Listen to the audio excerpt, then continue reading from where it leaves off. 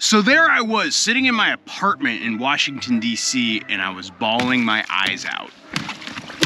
I was no longer living with my wife. I was desperately looking for a job. We'd moved out of our beautiful row house and I'd moved into this crappy little apartment. And it was a Saturday afternoon and I was sitting on my couch alone, reading this book by a guy by the name of Mark Shepard talking about trees. And yes, I just began bawling like a child. While I wouldn't say it was the most depressed I ever was in my life, I was still at a very much a low point. You see, about a year earlier, we'd actually purchased our farm. This farm, the one I'm living and working on right now. And while we had originally purchased the farm with this idea of like a long-term fixer-upper, second home, maybe we move to it when we retire. At one point in, I guess it was the spring of 2017, my wife and I kind of looked around at our life in Washington, D.C., and we said to ourselves, what the heck are we even doing here? We don't like our jobs, we don't like this city. Let's figure out a plan of escape and move to Vermont full-time. And it would give me a chance to really actually start the farm that I wanted to start, and it would give my wife an opportunity to change her career around a little bit. And so my wife went back to school to get her nurse practitioner's license, and she moved up to Vermont because we wanted to make sure that when she got out of school, she had enough connections and relationships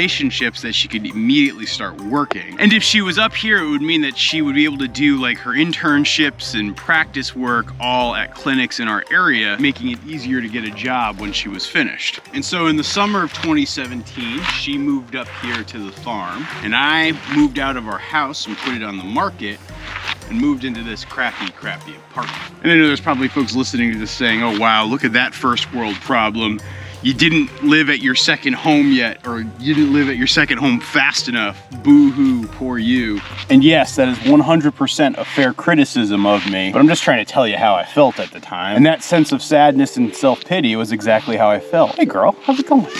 Well, if it isn't celebrity barn cat, Jeannie Barn Cat. How's it going, sweetie? And I really was like mentally struggling at that point. You know, I was trying to find a job somewhere in New England so that I could spend more time living at the farm versus the job I had in Washington, D.C. And this was several years before remote work really became a regular thing. And at that same point in time, while I was in Washington, D.C., I spent a lot of time watching YouTube videos and listening to podcasts and reading books, all with the hope of garnering more knowledge and learning new skills so that when I got to the farm, I'd be ready to go and ready to start. And particularly at that moment in the farm's planning, one of the things that I was most focused on was growing trees. You know, growing trees is actually relatively easy to do, but it takes a very long time to do it. And so I was in a rush and itching to get started on that front. And I think that's what actually triggered my sadness that afternoon, was because I felt like I was wasting time and losing precious time and not being able to grow trees. Good morning, large white farm dogs. How are you guys, huh? Hey there, How are my dogs, huh? Well, we have to mark his territory. Come on, Toby, inside. All right, let's go, guys. And while I was sitting there on the couch, blubbering and feeling sorry for myself in this crummy apartment, I actually had a little bit of an epiphany that very much changed my mindset about what I needed to do and how I should be spending my time while I was waiting to ultimately get to my dream farm. And that revelation was, even though I lived in a 450 square foot apartment in Washington, D.C., I should start growing chestnut trees. Good morning, birds! How's everybody doing? How's it going, Birdie? Now you might be saying to yourself, how am I gonna grow chestnut trees, which sometimes can grow as tall as 50 or 60 feet, in a tiny little Washington, D.C. apartment? Well, the honest answer was I wasn't gonna grow the whole tree in the apartment. I was just gonna focus on sprouting chestnut seeds and then growing some of those sprouted seeds and turning them into seedlings, letting them mature, and then I could ultimately bring them up to here in the farm and I could plant them in the fall. And so that's precisely what I did. Release the Kraken! It's really cold and snowy out here today. I think it's about 11 degrees Fahrenheit. Yeah, there's snow everywhere. We didn't get a ton of snow last night, but just another dusting. Keeps everything looking fresh and white, that's for sure. Oh, I did have an experiment I wanted to try to do today.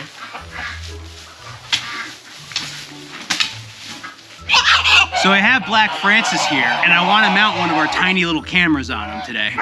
Ow, man, don't bite me. Look at that, he drew blood. This is the second video in a row where one of my animals has drawn my blood. So I like to take the camera and I stick it in this little rubber necklace that I have for it. And I can just fasten it like a collar around his neck. So you see now it looks like that. And then I use this thing to control the camera. And now it is recording. All right, Black Francis, you're free to go. Takes him a minute to get used to it. Like at first he's like usually sort of freaked out by it, but eventually he gets used to it. The other birds are like, what's up? You know, actually there's the moron brother. He's one of our other roosters. And I do have a second camera and collar. Let's see if we can't get him on too.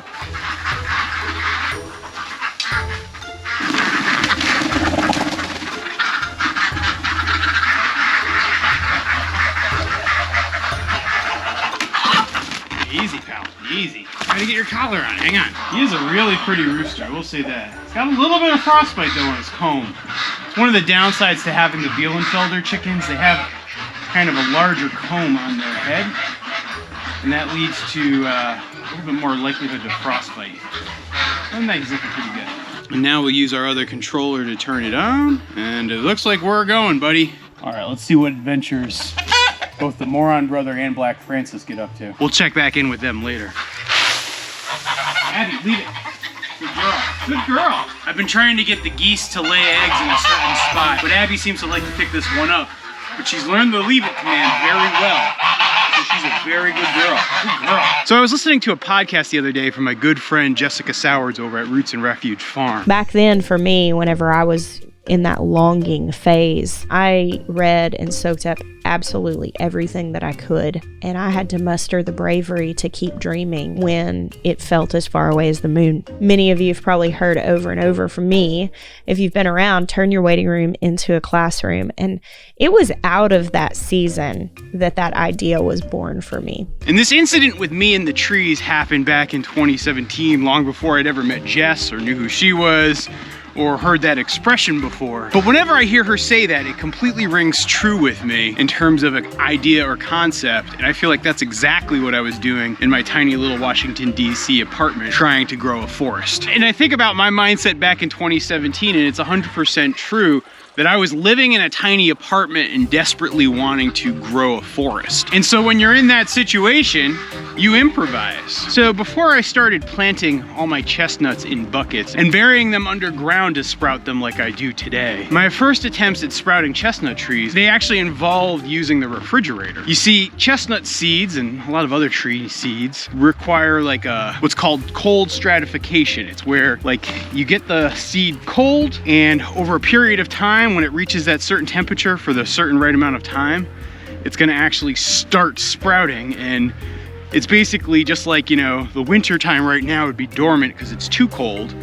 But as you get into the spring and we start to thaw and it gets to be like in the mid 30s, that warming up is what triggers the seedling to start growing. And so what I did was I ended up going and getting a bunch of chestnut seeds and putting them in a plastic bag with some growing medium and a little bit of water, and I put them in my refrigerator in that apartment in Washington, D.C. And by the time early March rolled around, which is basically like spring in Washington, D.C., I pulled out those seedlings and I put them in milk cartons, and I kept them out on the like little back patio that was like off the side of this apartment. This apartment was really crappy and really tiny, but it had a massive outdoor space, so that's kind of why I picked it. And even though I was stuck in that apartment, I was able to diligently water those seedlings and grow those seedlings.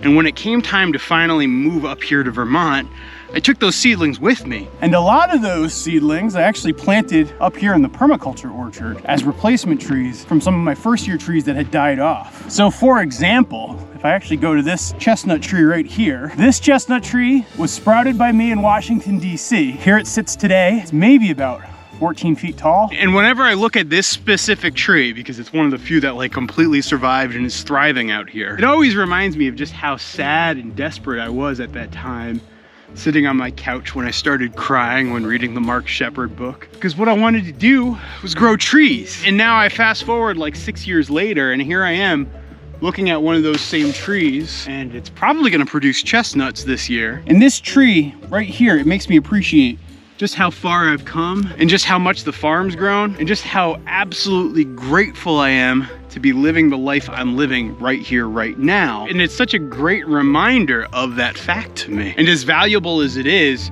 to have a tree seedling that's now about 5 years old and thriving, I actually think that the lessons that I learned by undertaking that activity of planting those seedlings in the apartment in Washington, D.C. was invaluable. I learned about the cold stratification process and experienced it firsthand. I figured out how to work around problems like mold. I figured out the best way to sprout seedlings. I figured out the best way to start the seedlings and get them growing. And I genuinely feel like that exercise down there put me a year ahead now up here. And so while yes, I was living in a tiny apartment desperately wanting to grow a forest, it was the lessons I learned when I was at that point that I feel like really set me up to grow my own forest. And so if you're out there and you watch our videos and you dream of having a farm or a homestead or animals one day, and you're feeling down about where you are because you're not where you want to be, look around, see what opportunities you have. I'm not saying that everybody can just start seedlings in their refrigerator, but there's a lot of things you could do or should do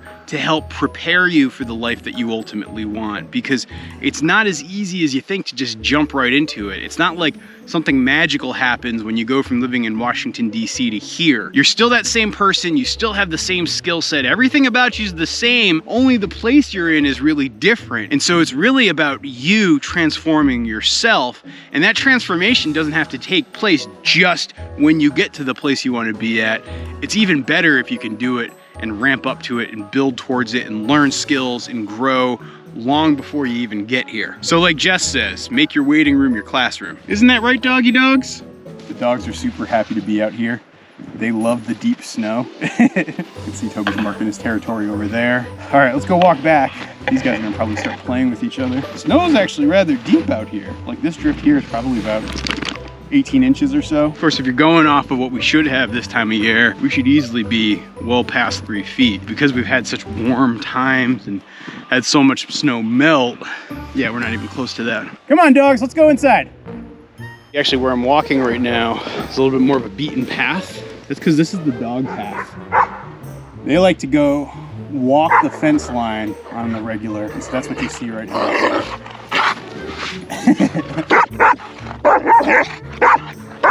See, Abby's doing her puppy play. She ticks on Toby, and Toby's like, no!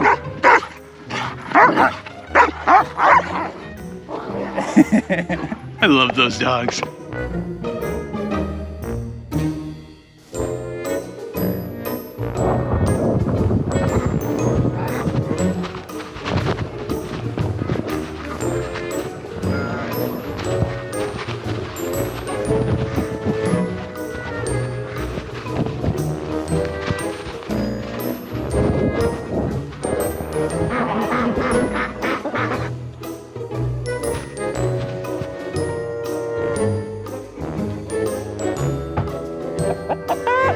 Alright, let's see how our chickens are doing. I always love to watch the animals when I'm not watching. I definitely believe that they behave differently. If you guys are curious about how we actually found our farm, even though we lived about 500 miles away at the time, I'll leave a link to this video right here, and I'm sure you'll enjoy learning the story of how we found our farm. Thanks for watching, everybody.